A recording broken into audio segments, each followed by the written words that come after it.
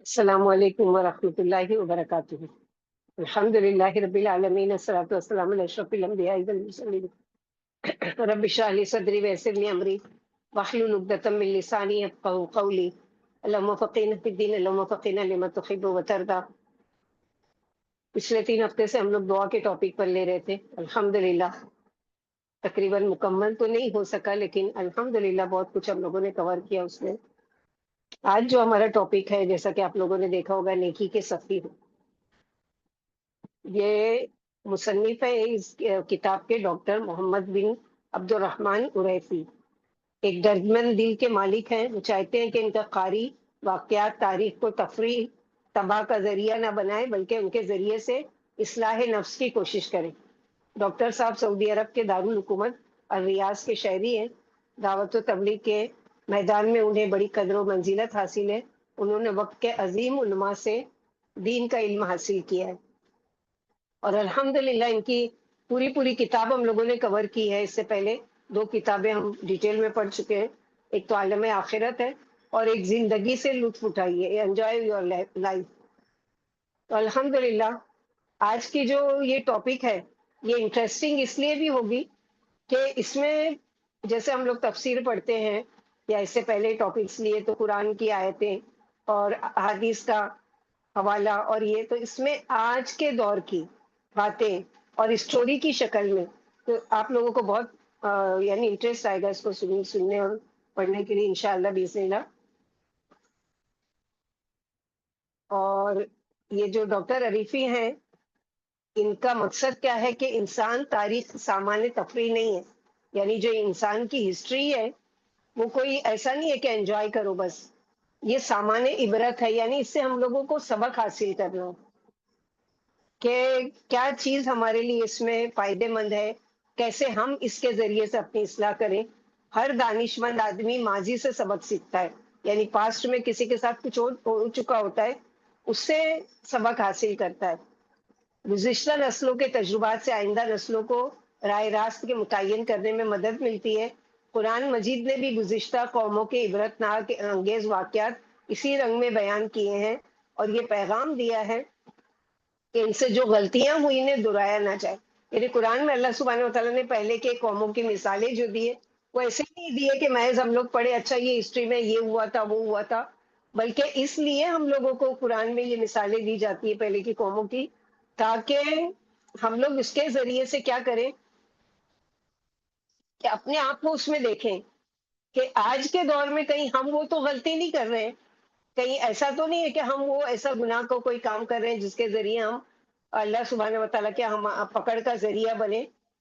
تو آج کی جو ہماری یہ وہ ہوگی، وہ اسٹوریز ہوگی، کہانیاں ہوگی، قصے ہوں گے آج کے دور کو لوگوں کے، اور اوتھینٹک ہے، یعنی ایسا نہیں ہے کہ جیسے جھوٹی اور من گھڑت کہانی بنا لی جاتی ہے، بلکہ باقاعدہ لوگوں سے انٹرویو لے کے یا لوگوں نے اپنے ایکسپیرینس شیئر کیے ہیں، اس کے ذریعے سے یہ اسٹوریز بنائی گئی ہے۔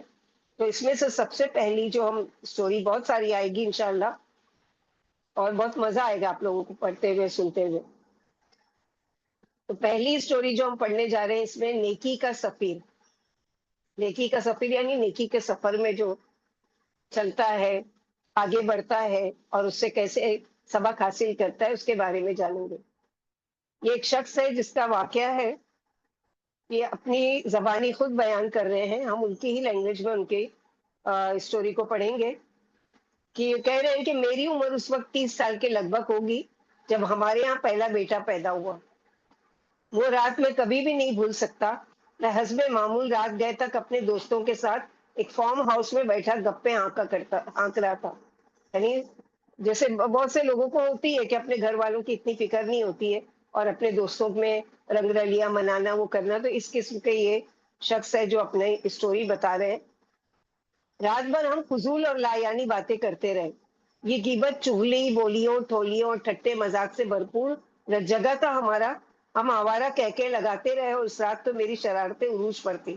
نقلیں اتارنے کا فن کوئی مجھ سے سیکھے، یعنی میں جو جو جوکس وغیرہ باقاعدہ یعنی ایکٹنگ کر کے بتا رہا تھا۔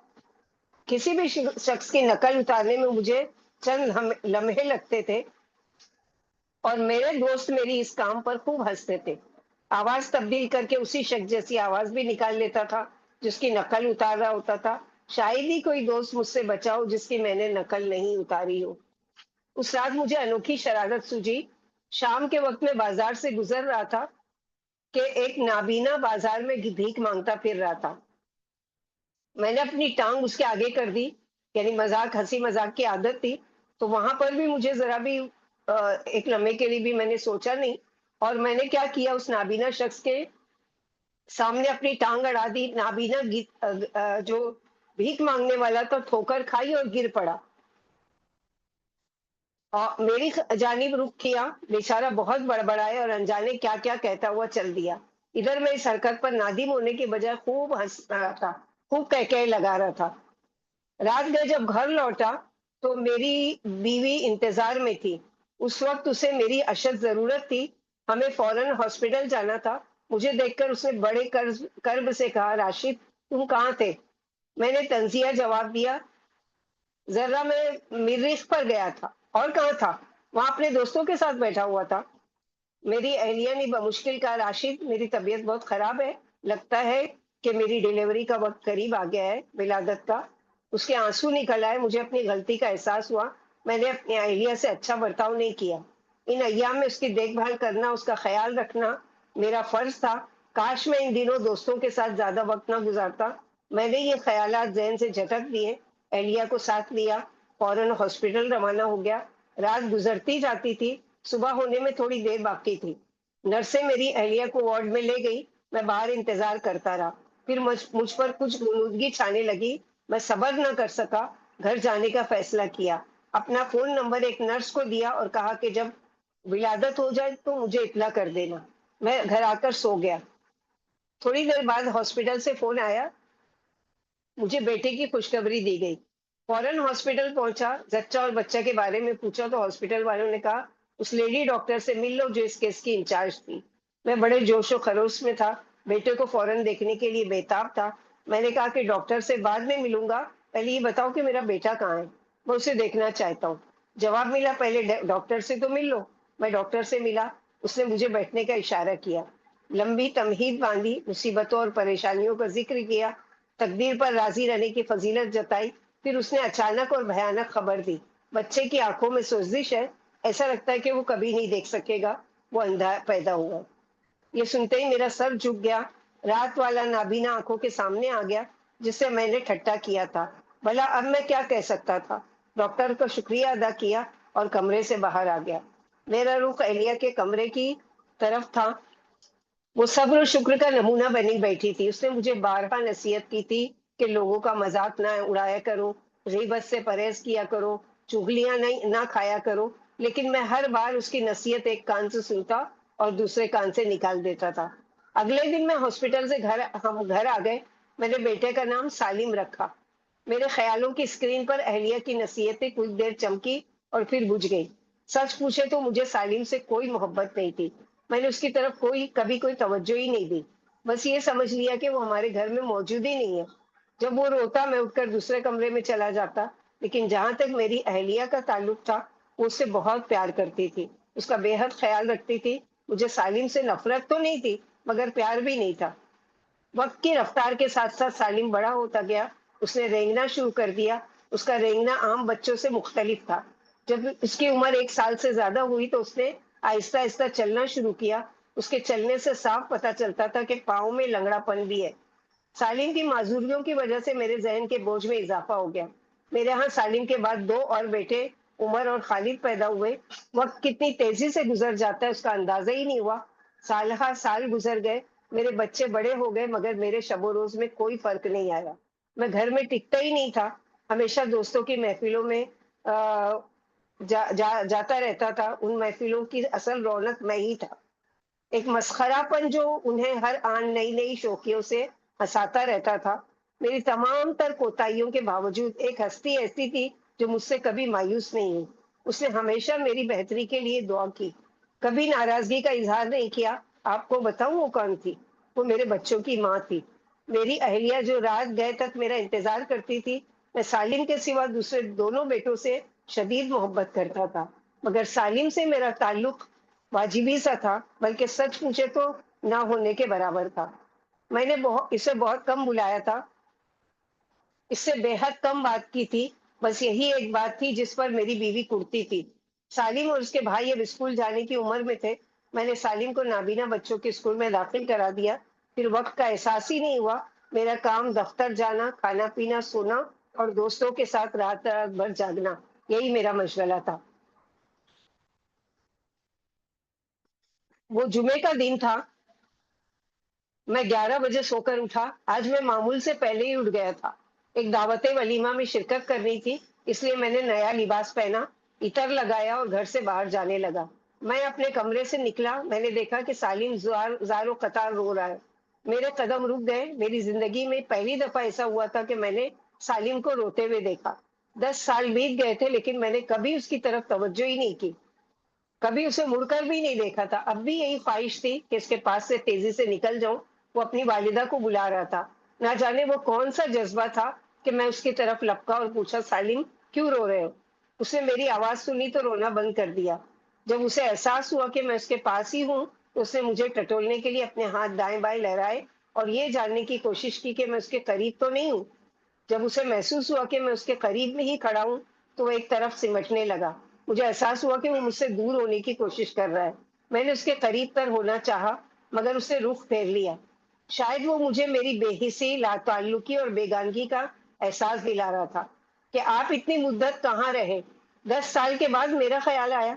मैंने उसका पीछा किया तो वो अपने कमरे में चला गया। मैं भी उसके पीछे पीछे गया। मैंने फिर पूछा, सालिम बेटे क्यों रो रहे थे? मगर उसने रोने का सबब बताने से इनकार कर दिया। अब मैं उसके करीब तर हुआ, उसका नन्हा सा हाथ पकड़ा, प्यार से पूछा, बेटे बताते क्यों नहीं, क्यों रो रहे थे? मेरा असरार पर सालिम ने रोने का सबब बयान करना शुरू किया। जू जू उसकी बात सुनता गया, मेरे दिल की हालत गैर होती गई। मैं हक्का बक्का रह गया, मेरा सांस तेज हो गया। आपको बताऊं कि उसने रोने का सबब क्या बताया? आज उसका भाई उमर लेट हो गया था। वो उसे वक्त से पहले मस्जिद में ले जाया करता था। चूंकि ये जुमे का दिन था, इसलिए उसे खदशा था कि ताखिर की वजह से शायद उसे पहली सफ में जगह नहीं मिल सकेगी। फिर उसने उमर को बुलाया, फिर वालिदा को आवाज दी, लेकिन कोई नहीं आया। तो वो रो दिया। मैंने उसके आंसू देखे जो उसकी बेनूर आंखों से बरसते जा रहे थे।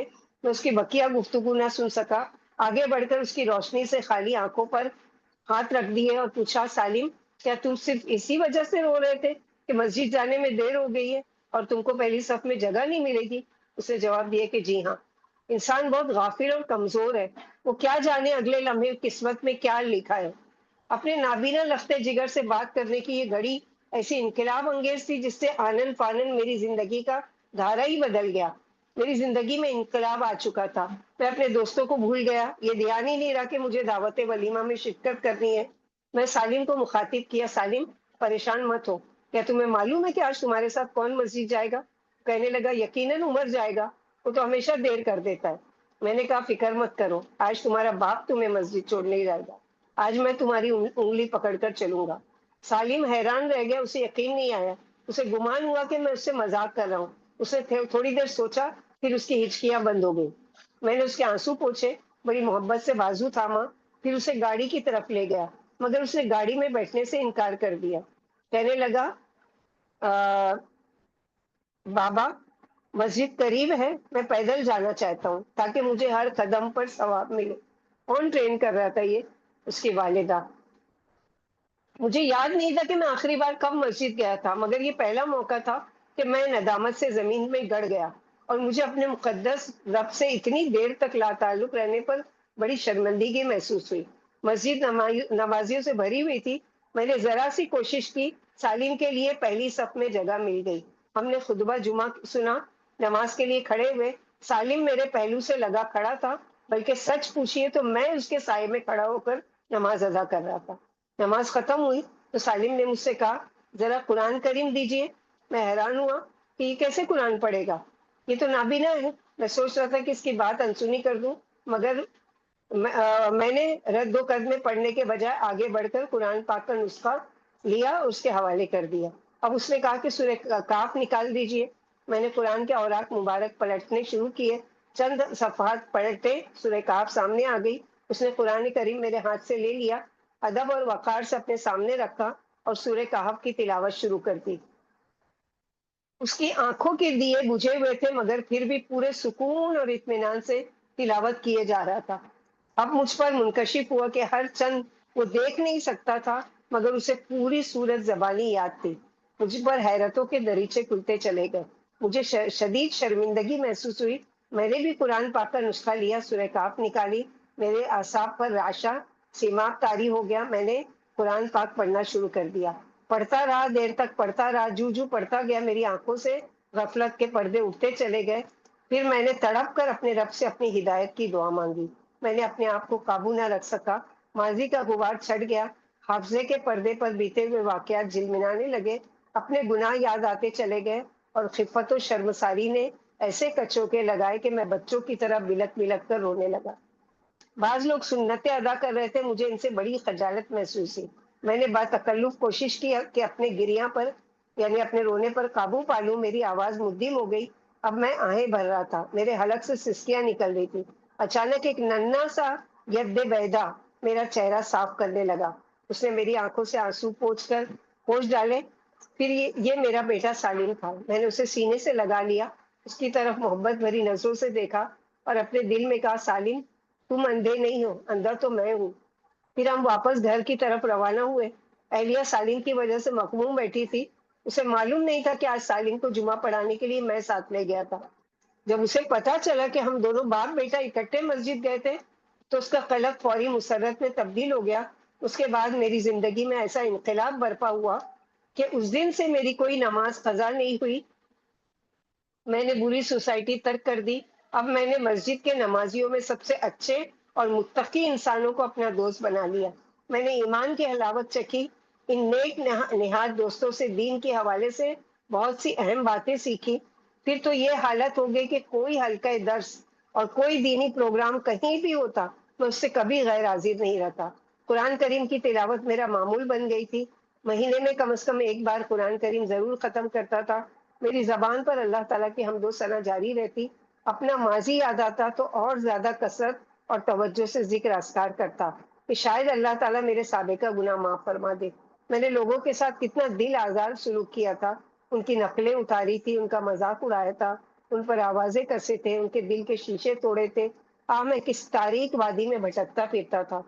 اب میں اپنے گھر والوں سے بہت قریب ہو گیا۔ میری اہلیہ کے چہرے پر رونق آ گئی۔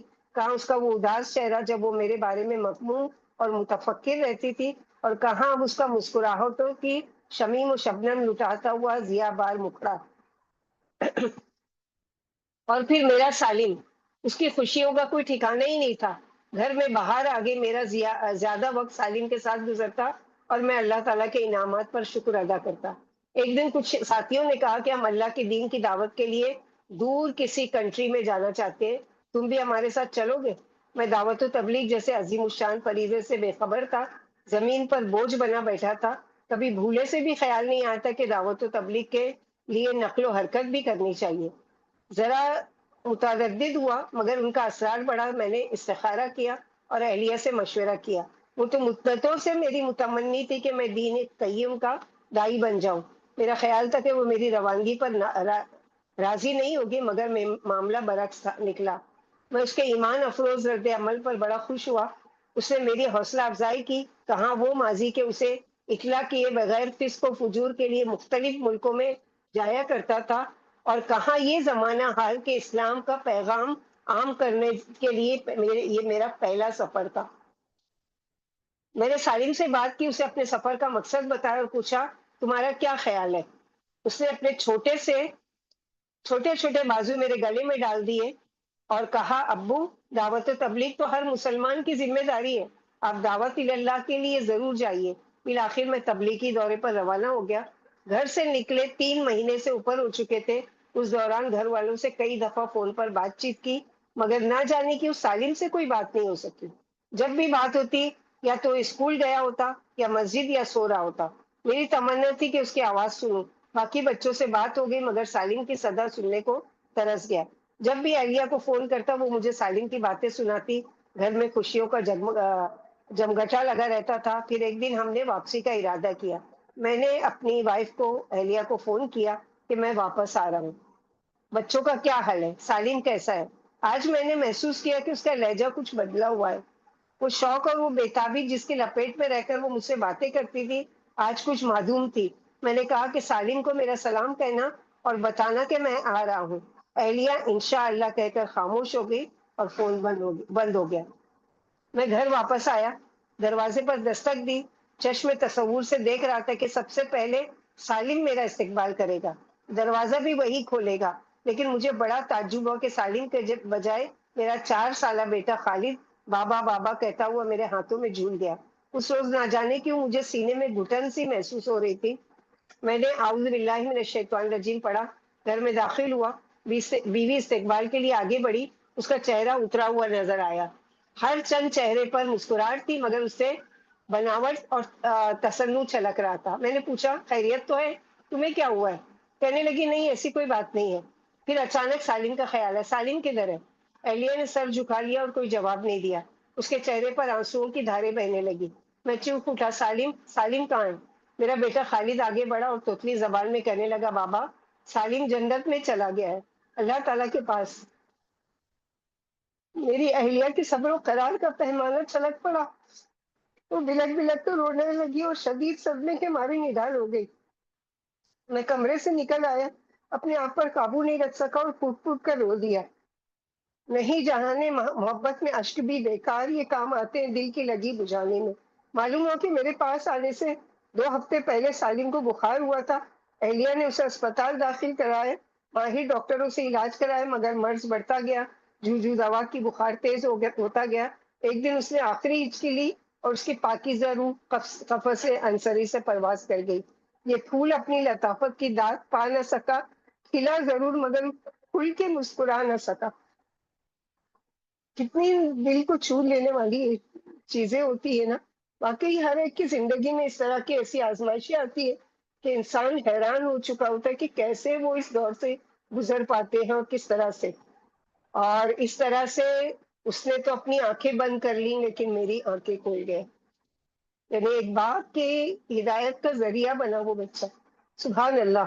اور سب سے بڑا کردار جو ہم کو اس اسٹوری میں نظر آیا وہ اس کی بیوی کا کردار، کتنا بڑا صبر اور کتنی بڑی استقامت اور کتنا اللہ تعالیٰ پر یقین اور توکل اور بھروسہ کہ ایک بگڑا ہوا شخص جو نہ کبھی جس نے زندگی میں نماز پڑھی نہ کبھی دین کی طرف آیا، ہمیشہ دوستوں کی محفلوں میں مشغول، جتنے گناہ کے کام تھے وہ ساری کرنے والا، لیکن وہ کبھی بھی مایوس نہیں ہوئی اللہ تعالیٰ سے۔ اور اللہ سبحانہ و تعالیٰ نے ایک چیز لی لیکن ایک چیز دے دی۔ تو یہ اللہ سبحانہ و تعالیٰ کے ایسا نہیں ہے کہ اگر وہ کوئی چیز آپ کو لے لیتے ہیں تو اس کے بدلے نہیں دیتے، بلکہ ایسی چیزیں دیتے کہ انسان اس سے خوش اور راضی ہو جاتا ہے۔ لیکن ضروری ہے کہ ہم کیا کریں، ان چیزوں کی طرف ہم توجہ کریں کہ جو ہم کو دی ہے اللہ تعالیٰ نے، ہم ان چیزوں پر روتے رہتے ہیں جو ہم سے چھین جاتی ہے۔ تو اس اسٹوری میں ہمارے لیے بہت بڑی عبرت، بہت بڑا سبق ہے۔ اللہ سبحانہ و تعالیٰ ہم لوگوں کو بھی ایسی صبر والا، استقامت والا اور ایسے ہی اللہ تعالیٰ کی ذات پر یقین اور توکل اور بھروسے والا بنائے کہ ہم بھی اللہ تعالیٰ کی ذات پر ایسے ہی یقین رکھیں کہ تبدیلی آتی ہے، ضرور آتی ہے، بس انسان کی آزمائش ہوتی ہے، جلد بھی مل سکتی ہے، دیر سے بھی مل سکتی ہے۔ بعض دفعہ ایسا ہوتا ہے کہ مثلا آپ لوگ اکثر لوگوں کا ایسا ہے کہ اولاد کہنا نہیں مانتی، اولاد دین کی طرف نہیں آتی، اولاد ہماری بات نہیں سنتی۔ تو میں نے جیسے پہلے بھی بتایا تھا اپنی کلاسوں میں کہ ڈاکٹر ہاشمی کا میں لیکچر سن رہی تھی، تو ان کے بیچ کی جو ٹیچر تھی وہ بھی ایسی تڑپتی تھی کہ اپنے بچوں کے لیے کہ دعا کیجیے استادہ کہ میرے بچے ہدایت کی طرف آ جائے۔ دین سے ان کو بڑا متنفر ہے، میں چاہتی ہوں کہ میرے گھر میں کلاسز ہوں لیکن میرے بچے اس کے لیے تیار نہیں ہوتے۔ تو آپ دعا کیجیے کہ میرے بچوں کو اللہ تعالیٰ ہدایت دے۔ تو فرحت ہاشمی کہتی کہ میں ان کو کہتی تھی کہ آپ ماں ہیں، آپ دل سے دعا کیجیے، ضرور اللہ تعالیٰ آپ کی دعا قبول کریں گے۔ تو وہ کہتی ہے کہ اتنی زیادہ وہ متقیہ پرہیزگار تھی کہ اللہ تعالیٰ نے ان کو کیسی موت دی کہ 30واں پارہ انہوں نے پڑھایا آخری دن، اور وہاں سے ہی ان کو گھبراہٹ شروع ہوئی اور بے چینی شروع ہوئی، اور ہاسپٹل جب ایڈمٹ کیا گیا تو اٹیک آیا اور وہ ختم ہو گئی۔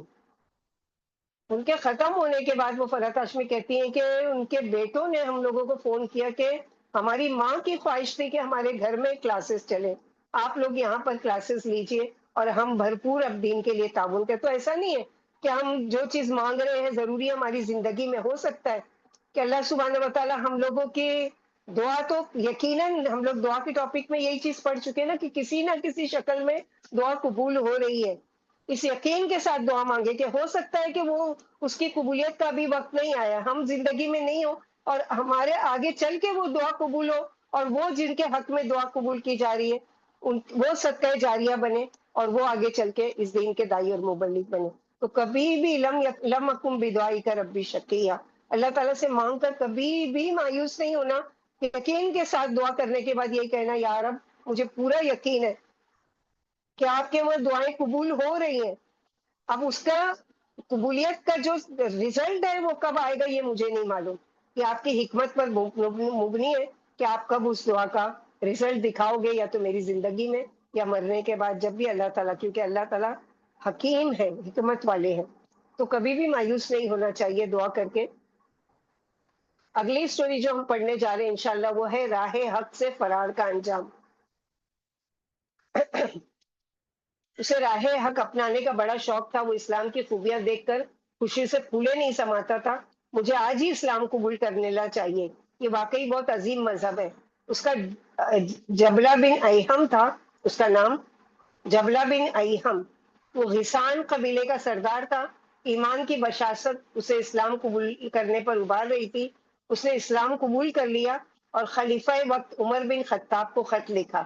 یہ عمر بن خطاب کے زمانے کا واقعہ ہے کہ اس نے خط لکھا غسان سے, کہ غسان قبیلے کا یہ سردار تھا, کہ یا امیر المومنین, کیا آپ سے ملاقات ہو سکتی ہے؟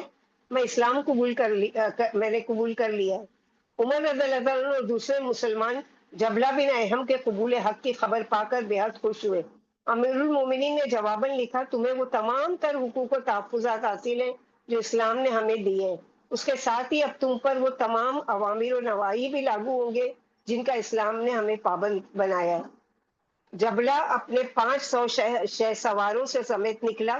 جب وہ مدینہ کے قریب پہنچا تو اس نے سونے کے تاروں سے مرصع شاہانہ لباس پہنا, سر پر شاہی تاج رکھا جس میں نہایت بیش قیمت ہیرے جواہرات جگمگا رہے تھے. اپنے لشکر کو بھی خوشنما لباس پہننے کا حکم دیا. پھر مدینہ منورہ میں داخل ہوا. مدینے کے سب لوگ, بچے بوڑھے, حتیٰ کہ عورتیں بھی گھروں کی کھڑکیاں کھول کھول کر اس کی طرف جھانکنے لگی. وہ عمر رضی اللہ عنہ کی خدمت میں پہنچا. آپ نے اسے خوش آمدید کہا اور اپنے قریب بٹھایا. حج کا موسم آیا تو امیر المومنین حج کے لیے نکلے. جبلہ نے بھی آپ کے ساتھ حج کرنے کا ارادہ ظاہر کیا. امیر المومنین عمر بن خطاب بیت اللہ کا طواف کر رہے تھے. جبلہ بھی ان کے ہمراہ تھا. بنو فزارہ کے غریب آدمی کا پیر جبلہ کے ازار پر لگ گیا, یعنی اس کے کپڑے پر جو شاہی لباس پہنا تھا اس کے کپڑے پر ایک غریب آدمی کا پیر لگ گیا. جبلہ نے اسے 16 بار آنکھوں سے دیکھا اور اتنے زور کا تماچا مارا کہ اس غریب کی ناک کی ہڈی توڑ دی. یہ مقدمہ عمر رضی اللہ عنہ کی عدالت میں پہنچا. عمر رضی اللہ عنہ نے جبلہ کو طلب کر لیا اور پوچھا, جبلہ تم نے دوران طواف اپنے بھائی کے چہرے پر تھپڑ کیوں مارا؟ اس بیچارے کی ناک کی ہڈی ٹوٹ گئی ہے.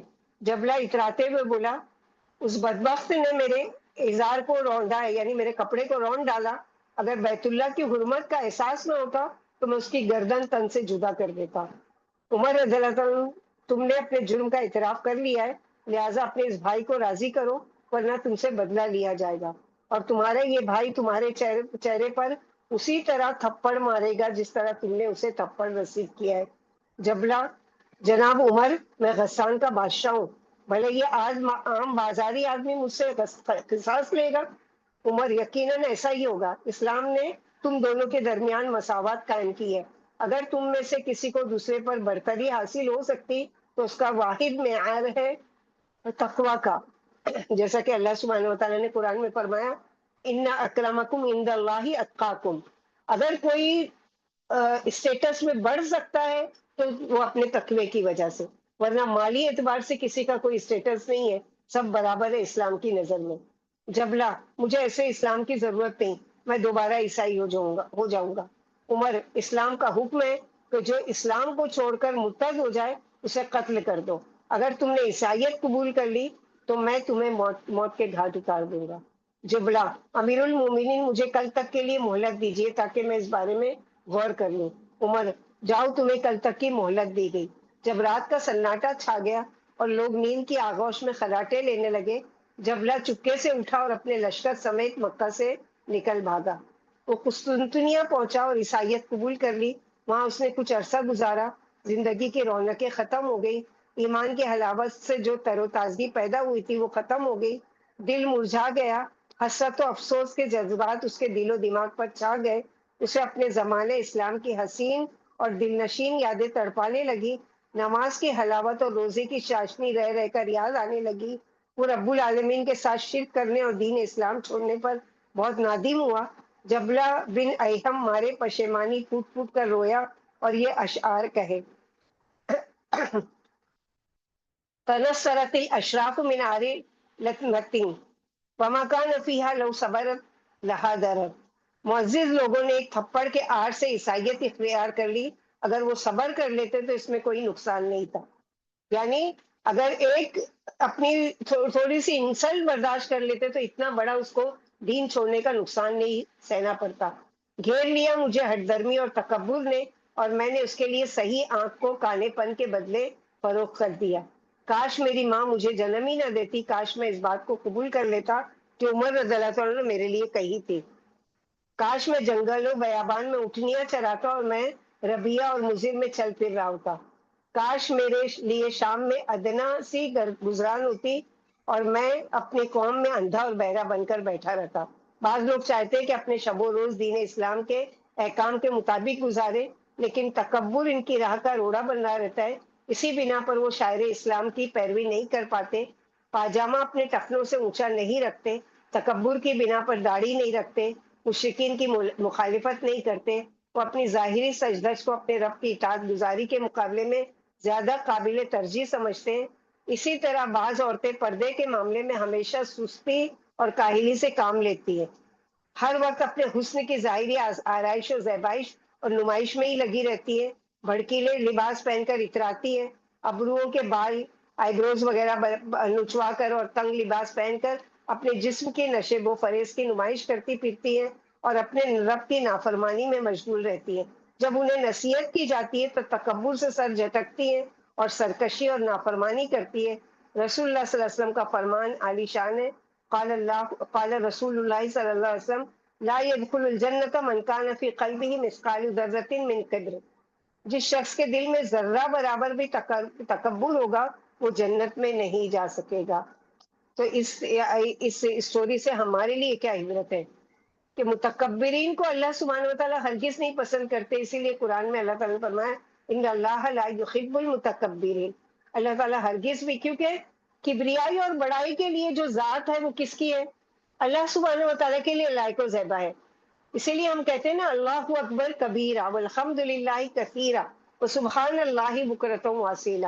تو ذرہ برابر بھی اپنے مال کے بارے میں، اپنے اسٹیٹس کے بارے میں، اپنی خوبصورتی کے بارے میں، اپنے علم کے بارے میں، اپنے کسی ہنر کے بارے میں ذرہ برابر بھی تکبر آنے لگے تو ہمیشہ یہ کہیں کہ اللہ اکبر کبیرہ وللہ عزت جمیعا۔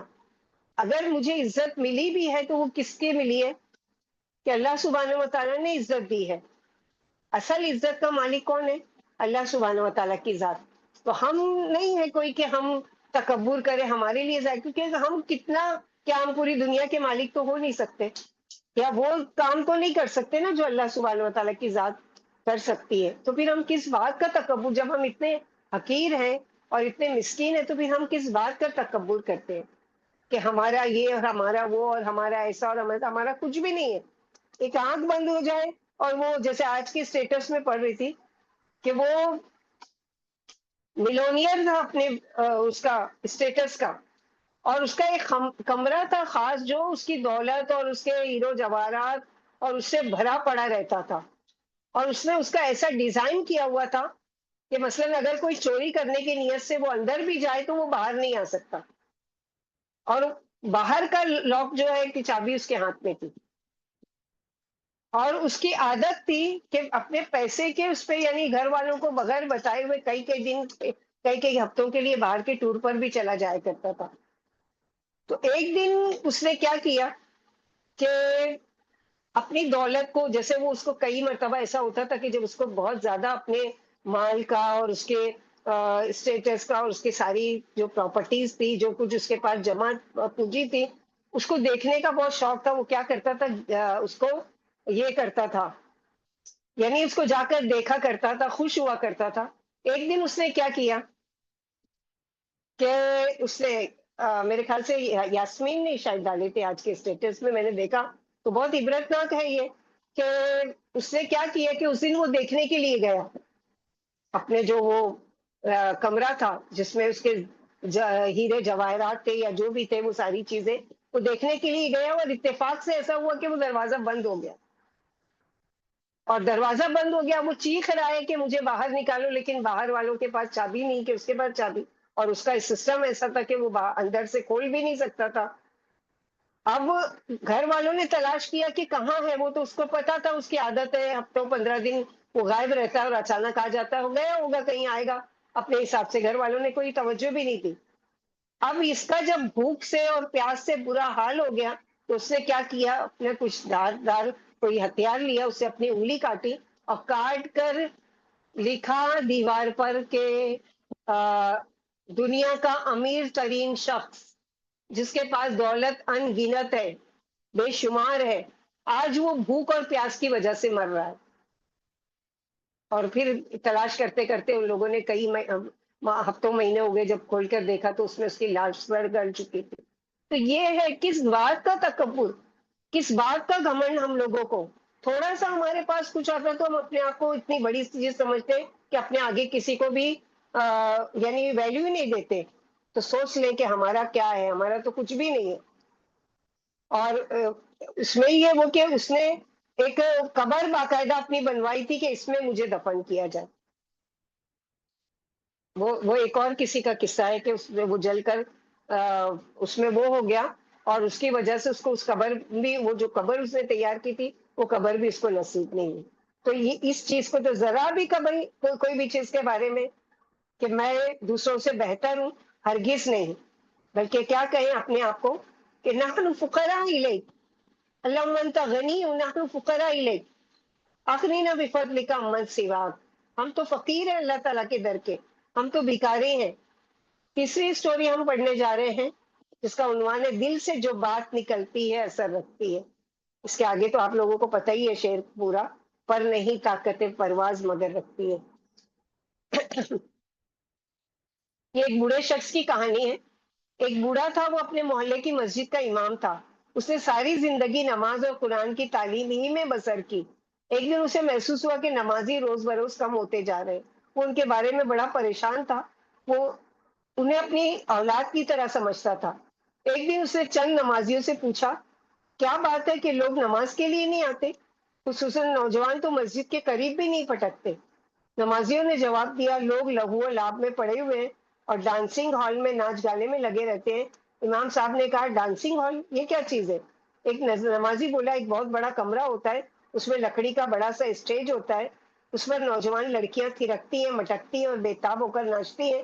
لوگ ان کے ارد گرد بیٹھے ہوتے ہیں اور انہیں بھوکی نگاہوں سے دیکھتے رہتے ہیں، تالیاں بجاتے ہیں، ان کے ہنر کی خوب داد دیتے ہیں. بوڑھے امام نے کہا، اللہ کی پناہ، کیا جو لوگ ان ناچنے والیوں نوجوان لڑکیوں کو دیکھتے ہیں وہ مسلمان ہیں؟ لوگوں نے کہا کہ جی ہاں.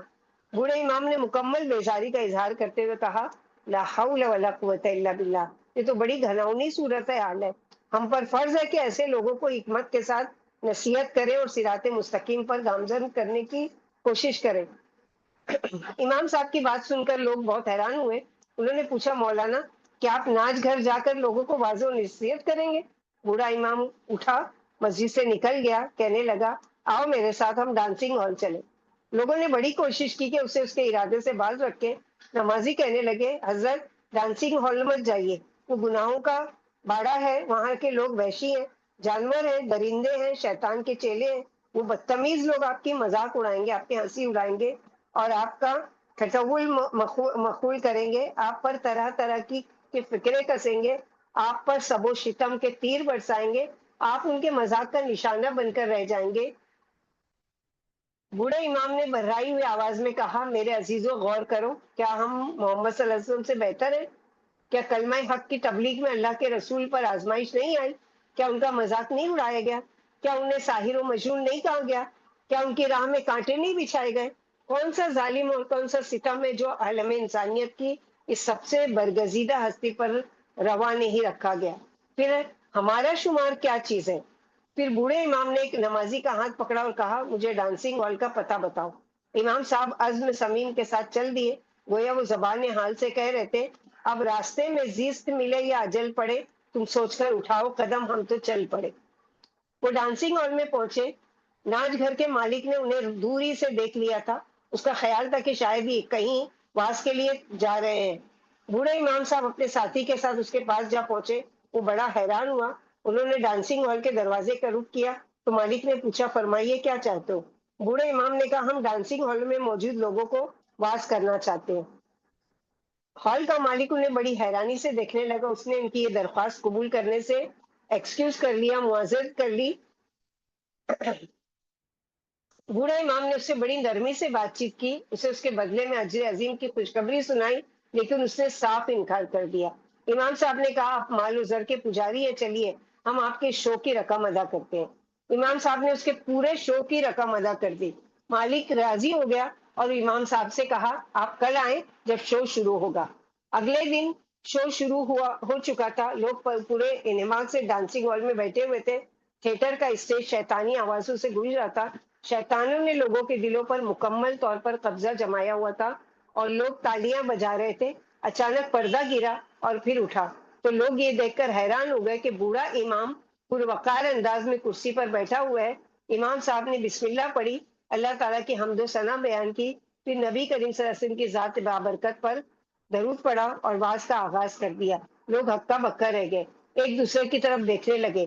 بعض لوگ ہنس رہے تھے، بعض لوگ تنقید کے نشتر چلا رہے تھے، بعض لوگ ٹھٹا مذاق کر رہے تھے، لیکن بوڑھے امام نے ان کی طرف توجہ نہیں دی اور واز و نصیحت کا سلسلہ جاری رکھا۔ بالآخر حاضرین میں سے ایک آدمی کڑک کر بولا، لوگوں چپ ہو جاؤ۔ ہر طرف سناٹا چھا گیا۔ لوگوں کے دلوں پر سکینت نازل ہونے لگی، ہنسی مذاق کی آوازیں رک گئی۔ اب ہر جانب امام صاحب ہی کی آواز گونج رہی تھی۔ انہوں نے لوگوں کے سامنے آیت خشیت تلاوت کی، جن سے پہاڑوں پر بھی لرزہ طاری ہو جائے۔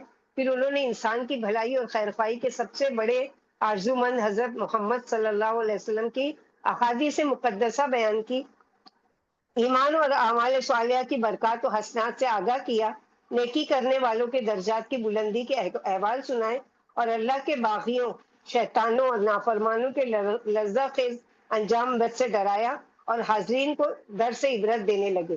میرے پیارے بھائیوں، تم نے بڑی طویل عمر گزار لی ہے، اپنے مہربان اللہ کی بہت ساری نافرمانیاں کر چکے، تم خواب غفلت کی بہت سی انگڑائیاں لے چکے۔ ذرا سوچو، اپنی حالت پر غور کرو، اللہ کے لیے مجھے بتاؤ، تمہیں اپنے رب کی نافرمانی کر کے کیا ملا؟ تمہارے گناہ تمہارے اعمال ناموں میں درج ہو گئے، اب بتاؤ تمہارے گناہوں کی لذت کہاں گئی؟ یقیناً لذت ختم ہو گئی اور تمہارے کالے کرتوتوں کی سیاہی باقی رہ گئی۔ عنقریب تم سے ان کے بارے میں پوچھا جائے گا۔ وہ وقت قریب آ رہا ہے جب ہر شے فنا ہو جائے گی، سورج بے نور ہو جائے گا، چاند تارے طلوع و غروب کے افسانے سنانے چھوڑ دیں گے، بادل دور نکل جائیں گے، آندھیاں آئیں گی، بگولے اٹھیں گے، زمین زلزلوں سے کانپنے لگے گی اور شک ہو جائے گی، پہاڑ روئی کے گالوں کی طرح اڑ جائیں گے، سمندروں کی موجیں اور شیطان کی فوجیں معدوم ہو جائیں گی، پانی اپنے بہاؤ کا راستہ بھول جائے گا، بہار روٹ جائے گی، پھول کھلنا چھوڑ دیں گے، چاروں طرف موت ناچے گی، زندگی ایک رمق بھی باقی نہیں بچے گی، صرف ایک اللہ کی ذات باقی رہے گی۔ میرے دوستوں، ذرا سوچو تو صحیح، تمہارا منصب اور ذمہ داری کیا تھی، مگر تم کیا ہو گئے ہو؟ ذرا اپنے گریبان میں جھانکو لوگوں، کیا تم نے کبھی اپنے گریبانوں میں جا کر اپنے اعمال کی خبر لی ہے؟ کیا تمہیں معلوم ہے کہ عنقریب تم کہاں جانے والے ہو؟ تم دنیا کی آگ تو برداشت نہیں کر سکتے، یہ آگ جہنم کی آگ کا صرف 70واں حصہ ہے۔ جہنم کے شعلوں سے ڈرو، وقت ضائع نہ کرو، اٹھو، توبہ کرو، ندامت کے آنسو بہاؤ، اپنے روٹھے ہوئے رب کو منا لو۔ تم اپنے رب کے سامنے کیا منہ لے کر جاؤ گے؟ کیا تم نے کبھی غور کیا ہے اللہ رب العزت کے تم پر کتنے احسانات ہیں؟ کیا اس کی رحمتیں ہر وقت تم پر نازل نہیں ہوتی اور تمہارے گناہوں کے انبار اس کی طرف نہیں جاتے؟ وہ تو تم پر اپنے انعامات کی برسات کرتا رہتا ہے اور تم ہر گھڑی اس کی نافرمانی میں ڈوبے رہتے ہو۔ اپنی جفائیں بھی دیکھو اور اس کی وفائیں بھی دیکھو۔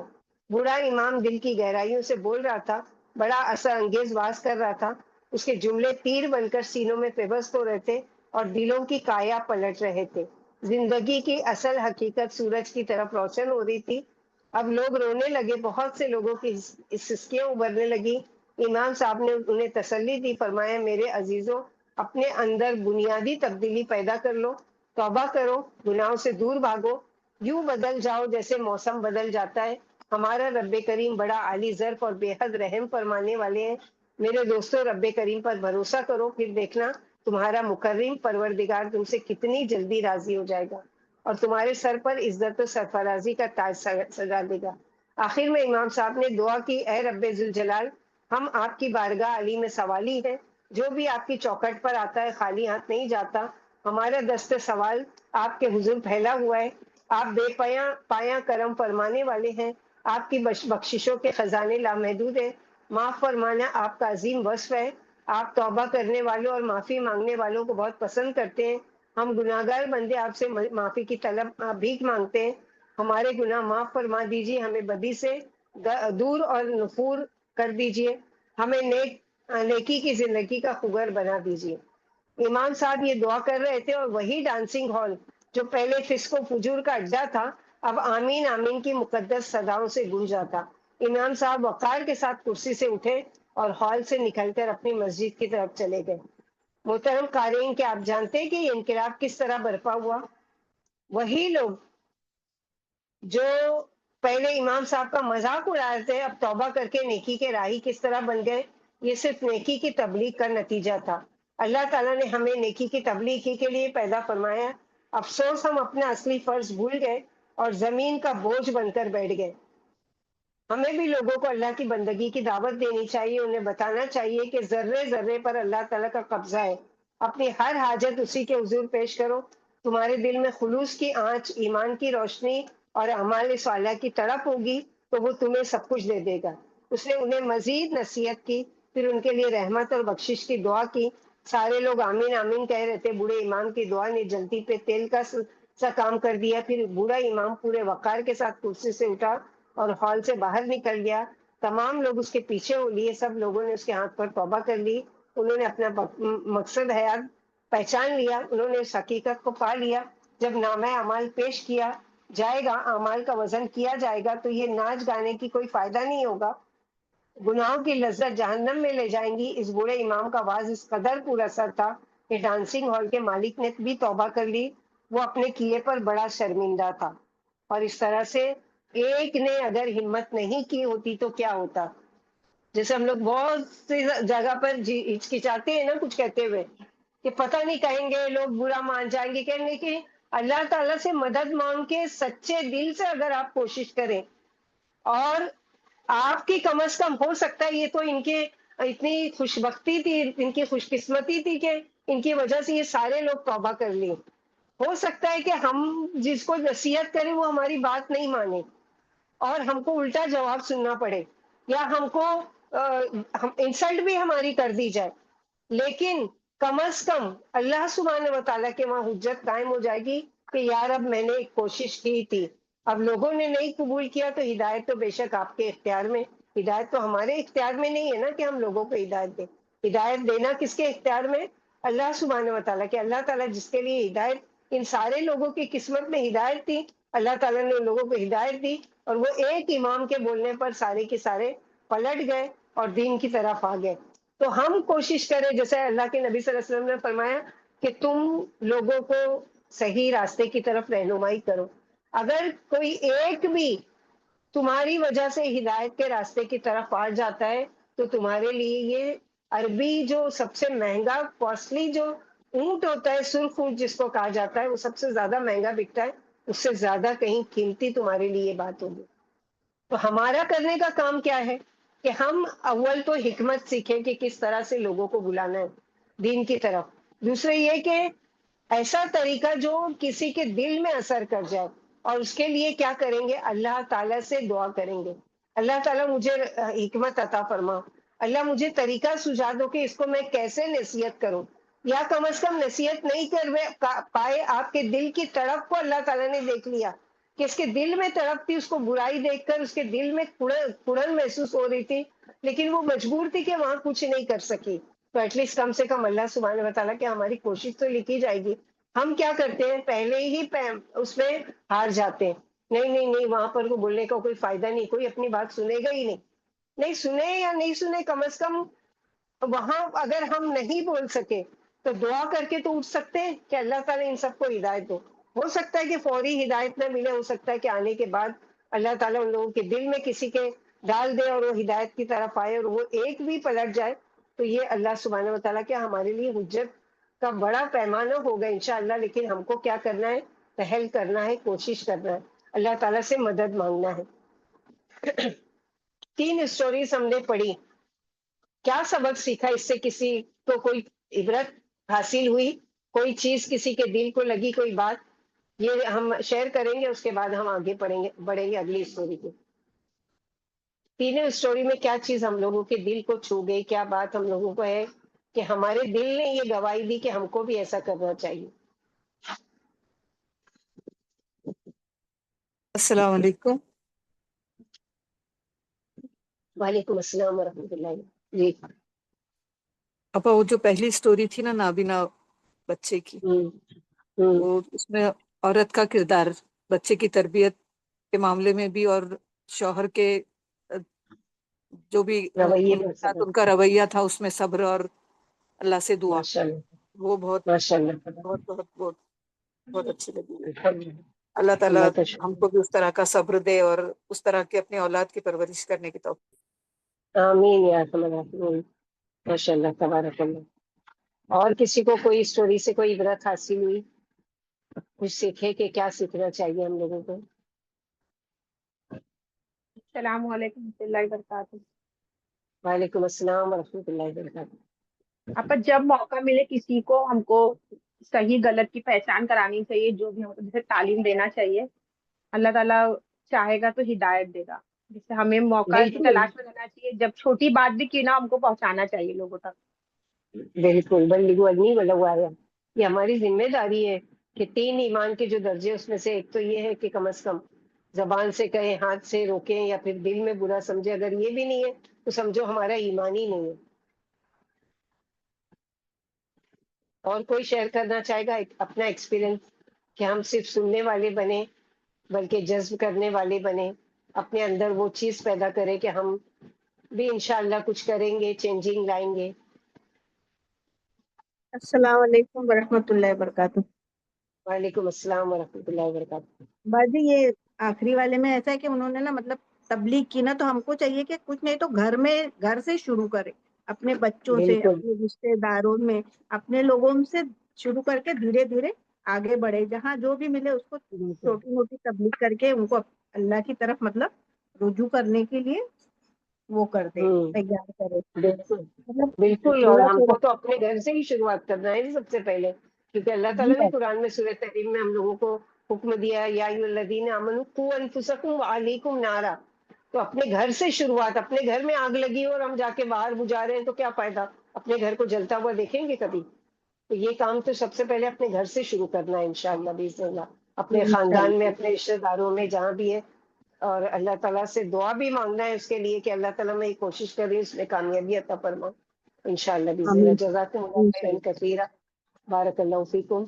اگلی اسٹوری کی طرف ہم لوگ بڑھتے ہیں. چوتھی اسٹوری ہے یہ، گھاٹے کا سودا. وہ بڑا نامی گرامی شاعر تھا، لیکن اپنے بڑھاپے کے نرغے میں آ گیا تھا. اس نے ساری زندگی گمراہی میں بسر کر دی تھی، مگر اب اچانک اس کے ارمانوں میں اسلام کی شمع جلنے لگی. وہ یمامہ سے نکلا، نبی صلی اللہ علیہ وسلم سے ملاقات کے لیے چلا تاکہ اسلام قبول کر لے. اس نے اپنی سواری کا رخ مکے کی طرف موڑ دیا. وہ بہت خوش تھا کہ اب نبی آخر الزماں سے ملاقات ہوگی. وہ اپنی دھن میں چلا جا رہا تھا اور نبی کریم صلی اللہ علیہ وسلم کی مدح سرائی کرتا جا رہا تھا. علم تغتمس عیناک لیلۃ ارمدا وعداک ما عدا السلیم مسخدا. یقیناً تو نے اس طرح رات گزاری جس طرح آشوب چشم کا مریض رات گزارتا ہے، یعنی جس کی آنکھ میں بہت درد ہو تو اس کو نیند نہیں آتی ہے نا، تو وہ کیسی رات گزارتا ہے جاگتے ہوئے. تیری آنکھیں ایک لمحے کے لیے بھی بند نہ ہوئی اور تیری وہ حالت ہو گئی جو سانپ کے ڈسے ہوئے اور آنکھوں میں رات گزارنے والے کی ہوتی ہے. اللہ ایہا السائلی این یمت. فإن لها في أهل يثرب موعدا، خبردار مجھ سے میری اٹھنے کے بارے میں پوچھنے والے کہ اس کا کدھر کا ارادہ ہے، تجھے جان لینا چاہیے کہ اس کے لیے اہل یثرب میں وعدے کی جگہ ہے۔ اہل یثرب یعنی مدینہ کا پرانا نام یثرب۔ نبیون یرا ما لا ترون وذکرہ اغار لعمری فی بلادی وانجدا، وہ ایسا نبی ہے جو ان چیزوں کو دیکھتا ہے جو تم دیکھ نہیں سکتے، مجھے میری عمر کی قسم اس کا ذکر اطراف و اکناف میں پھیلا ہوا اور اس کی جماعت ہر جگہ موجود ہے۔ بلا شبہ تو نے اللہ کے نبی صلی اللہ علیہ وسلم کی نصیحت نہیں سنی اور لوگوں نے اس پر گواہی دی۔ جب تو نے دنیا سے نیک عمل کا زیادہ راہ اختیار نہ کیا اور مرنے کے بعد اس شخص سے ملاقات ہوئی جو دنیا سے تقوی کا زیادہ راہ لے گیا، تو اپنی کوتاہیوں پر پشیمان ہوا کہ تو اس جیسا کیوں نہ ہوا اور اس چیز کے لیے تیاری نہ کی جس کے لیے اس نے تیاری کی۔ عربی کے خوبصورت شعر ہیں، لیکن چونکہ ہماری سمجھ سے باہر ہے اس لیے ہم اس کی علاوت کو نہیں سمجھ سکتے۔ جو وہ صحرا کے نشیب و فراز عبور کرتا جا رہا تھا، نبی صلی اللہ علیہ وسلم کی محبت اور آپ سے ملاقات کا جذبہ بےتاب بھی بڑھتا جا رہا تھا۔ اس نے بتوں کی پوجا چھوڑنے اور اسلام قبول کرنے کا پکا عزم کر لیا تھا۔ وہ مدینۃ الرسول کے پاس پہنچا تو مشرکین کے کچھ لوگوں نے اسے روک لیا، پوچھا کہاں کا ارادہ ہے؟ بوڑھے شاعر نے صاف بتا دیا کہ میں پیغمبر رحمت صلی اللہ علیہ وسلم سے ملنے جا رہا ہوں اور اسلام قبول کرنا چاہتا ہوں۔ مشرکین کو خطرہ لاحق ہو گیا، اگر یہ شاعر مسلمان ہو گیا تو اپنی شاعری کے ذریعے سے لوگوں کے جذبات بھڑکائے گا، لوگوں کو ہمارے معبودوں کی عبادت سے روکے گا، اس طرح محمد صلی اللہ علیہ وسلم کی دعوت مزید مضبوط ہو جائے گی۔ ہمیں تو ایک شاعر حسان بن ثابت نے پریشان کر رکھا ہے۔ یاد رکھیں حسان بن ثابت جو تھے وہ اللہ کے رسول صلی اللہ علیہ وسلم کے صحابی بھی تھے اور شاعر بھی تھے۔ مشرکین مکہ کی ہجو کرتے تھے، یعنی وہ جو شعر آپ صلی اللہ علیہ وسلم کے ستانے کے لیے، پریشان کرنے کے لیے، آپ کے انسلٹ کے لیے پیش کرتے تھے، حسان بن ثابت اس کا جواب دیتے تھے۔ تو مشرکین مکہ یہاں کہہ رہے ہیں کہ ایک ہی شاعر ہمارے لیے کافی تھا، اب یہ اور پیدا ہو گیا، اس اکیلے نے نہ جانے کتنے لوگوں کے دل اسلام کی محبت سے گرما دیے۔ اگر عرب کا یہ نامور اور بے مثال شاعر بھی مسلمان ہو گیا تو ہمیں ناکو چلے چبوا دے گا۔ مشرکین مکہ عرب کے اس بوڑھے شاعر، اس کا نام تھا عاشا بن قیس، کو روکنے لگے اور اسے اپنے آباء و اجداد کی غیرت دلانے لگے اور کہنے لگے عاشا، تمہارا دین اور تمہارے باپ دادا کے دین تم سب سے بہترین دین ہے۔ عاشا نے جواب دیا نہیں، محمد صلی اللہ علیہ وسلم کا دین ہی بہتر اور سچا دین ہے۔ وہ ایک دوسرے کی طرف دیکھنے لگے، پھر انہوں نے ایک اور حربہ اختیار کیا، بوڑھے شاعر کو ورغلانے اور اسلام قبول کرنے سے روکنے کے لیے ایک اور حربہ اختیار کیا۔ انہوں نے کہا عاشا، محمد صلی اللہ علیہ وسلم زنا کو حرام قرار دیتے ہیں۔ عاشا، میں بوڑھا ہو چکا، مجھے عورتوں سے کیا واسطہ ہے، یعنی ڈرا رہے کہ اگر تم کو زنا کا شوق ہے تو تم کو چھوڑنا پڑے گا اگر تم اسلام قبول کرو گے۔ تو عائشہ نے کہا کہ میں بوڑھا ہو چکا، مجھے زنا سے کیا عورتوں سے کیا واسطہ۔ مشرکین وہ شراب کو بھی حرام کہتے ہیں۔ عائشہ، شراب تو عقل کا خاتمہ کر دیتی ہے، اچھے بھلے آدمی کی رسوائی کا سبب بنتی ہے، مجھے شراب کی کوئی ضرورت نہیں۔ جب انہوں نے دیکھا کہ عائشہ عزم سمیم کر چکا ہے اور اپنے ارادے سے ٹلنے والا نہیں، تو انہوں نے ایک اور شیطانی ہتھ کنڈا اختیار کیا۔ وہ اسے لالچ دینے لگے، کہنے لگے ہم تمہیں 100 اونٹ دیں گے، تم اسلام کا ارادہ چھوڑ دو اور اپنے گھر کی راہ لو۔ کیچڑ میں ہاتھی بھی پھسل جاتا ہے۔ مشرکین نے اسلام کی راہ سے ہٹانے کے لیے مال کی چمک دکھائی تو بڈھا شاعر پھسل گیا۔ اس نے غور و فکر شروع کر دیا، یہ تو بہت بڑی دولت ہے۔ شیطان نے اس کی عقل پر پردے ڈال دیے۔ عائشہ بن قیس نے مشرکین کی ہاں میں ہاں ملاتے ہوئے کہا یہ تو تم نے بہت اچھی بات کی، لاؤ میں تمہاری پیشکش قبول کرتا ہوں۔ انہوں نے 100 اونٹ اکٹھے کیے اور عائشہ کو دے دیے۔ وہ 100 اونٹ لے کر حالت کفر ہی میں اپنے گھر کی طرف واپس چل دیا۔ اونٹوں کا ریوڑ ہکائے لیے جا رہا تھا اور بڑا خوش تھا۔ دل میں سوچ رہا تھا کہ میں نے شاعری کے ذریعے سے بڑی دولت جمع کر لی ہے، اب میں بڑا مالدار ہو گیا ہوں، مجھے کسی کی محتاجگی نہیں رہی ہے۔ لیکن بھول گیا کہ اللہ تعالیٰ بھی اس کی گھات میں ہے اور ہر دم دیکھ رہے ہیں کہ وہ کس طرح دنیا کے گھٹیا سامان کے عوض اللہ کی نافرمانی کر رہا ہے، حالانکہ زمین و آسمان کے سارے خزانے تو اللہ ہی کے پاس ہیں۔ اب آگے کی بات سنیے، قسمت کی خوبی دیکھیے ٹوٹی کہاں کمن، 2-4 ہاتھ جب کے لبے بام رہ گیا۔ بوڑھا شاعر کشا اپنے گھر کے قریب پہنچنا ہی چاہتا تھا کہ اچانک اونٹنی سے گر گیا۔ اس کی گردن ٹوٹ گئی اور وہیں سسک سسک کر مر گیا. اونٹوں کا ریوڑ ادھر کا ادھر ہو گیا. اس نے اپنی دنیا بھی گنوا دی اور آخرت بھی برباد کر لی. یہ کھلے بندوں گھاٹے کا سودا تھا. افسوس اس نادان انسان پر جو اللہ کے راستے سے بھاگے اور دنیاوی چمک دمک پر ریچھ کر گھاٹے کا سودا کر لے. اللہم لا تجلنا منہم، اللہم حافظنا منہم. ملال یہ ہے کہ ایسا اکثر ہوتا ہے، بسا اوقات انسان حق کو پہچان تو ضرور لیتا ہے اور اس کی پیروی کا شوق بھی رکھتا ہے، لیکن اس فانی دنیا کے عارضی فائدے کی خاطر دھوکے میں آ جاتا ہے اور اپنے رب کی نافرمانی پر اڑا رہتا ہے. دنیا کا کر و فر، سجدہ، شان و شوکت اور بری صحبت دین پر استقامت اختیار کرنے میں راہ آڑے آ جاتی ہے. وہ دنیا کی پرکشش چیزوں کی طرف لپک پڑتا ہے اور موت کا بے رحم ہاتھ اس کی گردن دبوچ کر اسے قبر کے گڑھے میں پھینک دیتا ہے.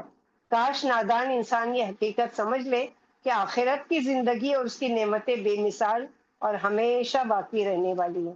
آج کے دور میں بھی جو فتنے کا دور ہے یہی چل رہا ہے نا، کہ بعض لڑکیاں 27-28 سال سے ماں باپ نے جو دین کی تعلیم دی، جو محنت کی ان کے اوپر، جو کچھ کیا، جو ان کی محبت ہے، جو ان کی شفقت ہے، وہ سب کچھ بھول کر ایک 4 دن کی محبت، وہ بھی دھوکے کی محبت. کون سی ایسی زندگی ہے جو اپنا تجربہ بتائے کہ ہم نے بھاگ کر شادی کی یا ہم نے محبت کی شادی کی تو ہم سکسیس ہوئے. اکثر ایسی سٹوریز آتی ہے کہ چند دن رہنے کے بعد اس نے ہمارا دھرم بھی بدل دیا اور ہم کو دھوکہ بھی دے دیا اور بیچ راہ میں چھوڑ کر چلا گیا. تو کہاں کی رہی وہ لڑکیاں؟ نہ دین کی رہی نہ دنیا کی رہی. تو کیا فائدہ ان کو جذباتی وہ کر کے؟ تو گھروں میں اپنے بچوں کی اس طرح تربیت کے یہ جو چمک دمک ہے اور یہ جو آج کا میڈیا ہے، یہ جو آج کی وہ ہے، یہ عارضی ہے، یہ بہکاوا ہے، شیطان کا حربہ ہے. اس سے دور رہو تاکہ تمہارے قدم ڈگمگانے نہیں پائے. اور ان کو اتنی اسلامک تعلیم پختہ اور پکی دے دو کہ اب وہ اکیلے میں بھی کبھی اس چیز کے بارے میں نہ سوچے کہ ہاں یہ اسلام ہمارے لیے سچا مذہب نہیں ہے، یا نعوذ باللہ اس سے راہ فرار کسی اور مذہب میں ہمارے لیے اچھائی ہے، آزادی ہے. یہ ساری چیزیں ہرگز بھی نہیں. اس سے نہ دنیا سنورے گی نہ آخرت سنورے گی. ان واقعات سے ہم سب کے لیے کچھ نہ کچھ اس میں عبرت کا سامان ہے انشاءاللہ باذن اللہ.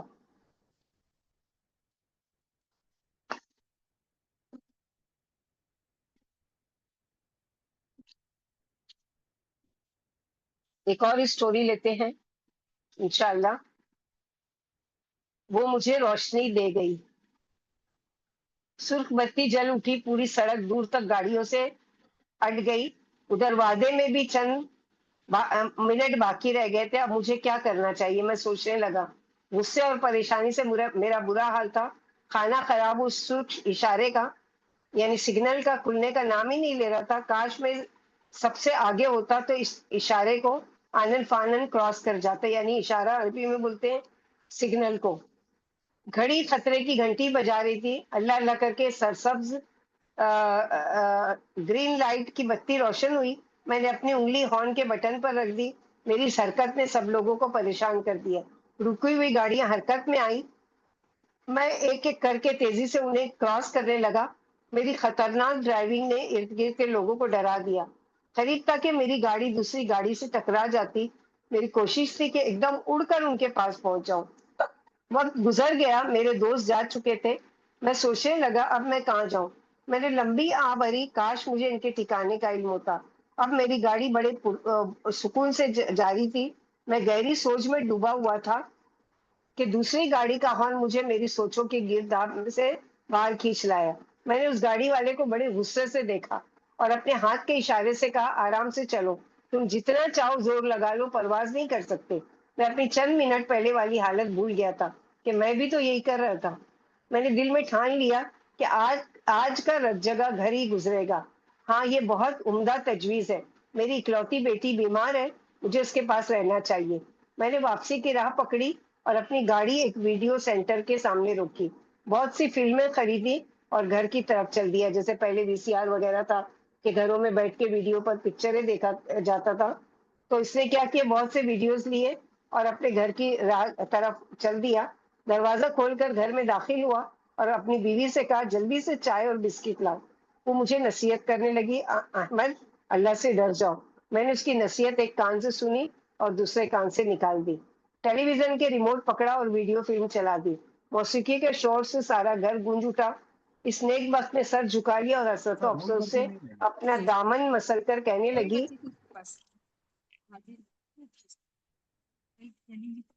کسی کا مائک آن ہے پلیز بند کرو, آواز میں ڈسٹرب ہوتی ہے.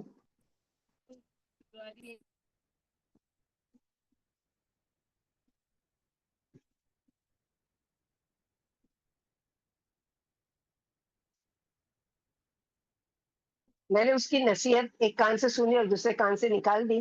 ٹیلی ویژن کا ریموٹ پکڑا اور ویڈیو فلم چلا دی. موسیقی کے شور سے سارا گھر گونج اٹھا.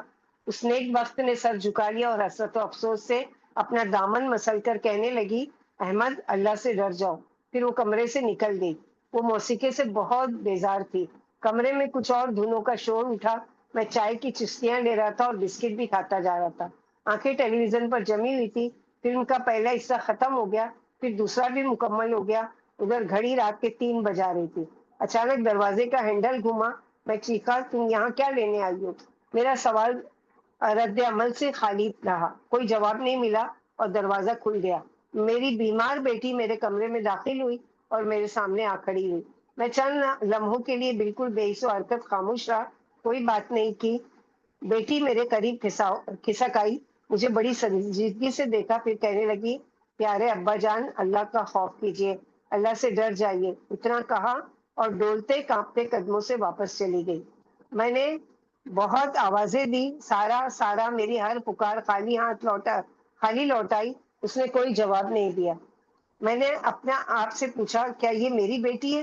میں اٹھا, اس کے کمرے میں گیا. وہ اپنے بستر پر اپنی ماں کی گود میں سر رکھ کے سو رہی تھی. ہاں ہاں, یہ وہی ہے. میں اپنی بیٹھک میں واپس آ گیا اور ٹیلی ویژن بند کر دیا. دفعتاً یوں محسوس ہوا جیسے میرا کمرہ نہیں, کوئی گنبد ہے جو میری لخت جگر ہی کی صداؤں سے گونج رہا ہے. پیارے ابا جان, اللہ سے ڈر جائیے, اللہ سے ڈر جائیے. میرے رونگٹے کھڑے ہو گئے, بدن سے پسینہ پھوٹ پڑا. پتہ نہیں گھڑی بھر میں مجھے کیا ہو گیا. بس اتنی خبر تھی کہ میرے کان اپنی لاڈلی کی صداؤں سے بھر گئے. ابا جان, اللہ سے خوف کھائیے, ابا جان, اللہ سے ڈر جائیے. اس کا معصوم چہرہ میری نگاہوں سے پر پھر چھا گیا اور اس کے تنبیہی بول میرے سینے میں پیوست ہوتے چلے گئے. نہ جانے کتنی مدت بیت گئی تھی کہ میں نے نماز کے قریب بھی نہیں پھٹکا. میں اپنے پاک پروردگار سے بے وفائی کر رہا تھا. میرے شام و سحر اپنے رب کی حکم عدولی سے آلودہ ہو گئے تھے. میں نے جام غفلت پی لیا تھا. میری جوانی کا خیمہ رنگ برنگی فلموں اور سگریٹ کے دھوئیں سے بھر گیا تھا. میں کتنا ناکارہ تھا. میں نے اپنے بہت پیارے, بڑے مہربان اور بڑی شفقت فرمانے والے رب کی چوکٹ چھوڑ دی تھی. جو ہی میں اس کی بارگاہ سے دور ہوا, مجھ پر شیطان جھپٹ پڑا. پھر کون سا گناہ تھا جو میں نے نہیں کیا, کون سی گندگی تھی جو مجھ سے نہیں چمٹی. مگر اب آن کی آن میں یہ کیا ہو گیا. میری بیٹی کی صداؤں کے قافلے مجھے جگا گئے. میری غفلت کی انگڑائیاں معدوم ہو گئی. اب یکایک میرے دل کی دھڑکن تیز ہو گئی اور میں بے دم ہو کر زمین پر گر گیا. سونے کی بہت کوشش کی, لیکن نیند ابابیل کی طرح اڑ گئی. وقت تیزی سے گزرتا جا رہا تھا. ماضی کے کالے کرتوت میری آنکھوں کے سامنے فلم کی طرح چلنے لگے. ہر برے کام پر میری بیٹی کی آواز مجھے چونکا رہی تھی, ابا جان, اللہ سے ڈر جائیے, آپ ابا جان, اللہ سے ڈر جائیے. اسی دوران اچانک اذان کی بابرکت آواز گونجی. مجھے یوں محسوس ہوا جیسے میرے سامنے دور تک نور کی چادر پھیلتی چلی جا رہی ہے. مجھے جھرجھری آ گئی, دماغ جھنجھنا اٹھا, بدن کانپنے لگا. مؤذن کہہ رہا تھا, الصلاۃ خیر من النوم, نماز نیند سے بہتر ہے. دل نے گواہی دی کہ مؤذن جو کچھ کہہ رہا ہے وہی اس دنیا کی سب سے بڑی سچائی ہے. مجھے ندامت ہوئی, کس قدر افسوس ہے, میں ساری عمر سویا ہی رہا. اس احساس نے دل و دماغ کی دنیا تہ بالا کر دی. میں فوراً اٹھا, وضو کیا اور مسجد کی طرف چل دیا. میں مسجد کے راستے پر اجنبی کی طرح چل رہا تھا. بعد سبب مجھے ڈانٹ رہی تھی, او بھٹکے ہوئے راہی, اتنی دیر کہاں رہا. آسمان کے پرندے میٹھے بول بول رہے تھے, جیسے کہہ رہے ہوں, خوش آمدید, آخر کار تو جاگ اٹھا. میں مسجد میں داخل ہوا, 2 رکعتیں پڑھی, قرآن کریم کی تلاوت کرنے لگا. میں قرآن مجید پڑھتے پڑھتے اٹک رہا تھا کیونکہ طویل مدت بیت گئی تھی. میں نے قرآن نہیں کھولا تھا. میں نے محسوس کیا جیسے قرآن مجھ سے گلہ کر رہا ہے, تم نے برسوں مجھے چھوڑے رکھا تھا, آخر کیوں؟ کیا میں تمہارے رب کا کلام نہیں ہوں؟ میں نے سورہ زمر کی یہ آیت بار بار پڑھی. سورہ زمر آیت نمبر 53.